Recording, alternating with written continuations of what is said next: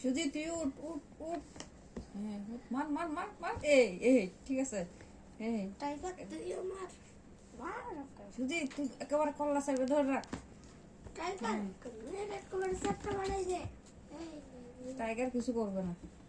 Tiger ওকে ওই দেখ টাইগারে জিতুর ডিম। টাইগার পালাইতে চায় মাঝে মধ্যে।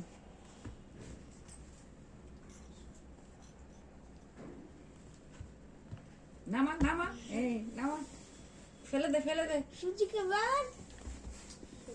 এই তো সুজি মার মার মার।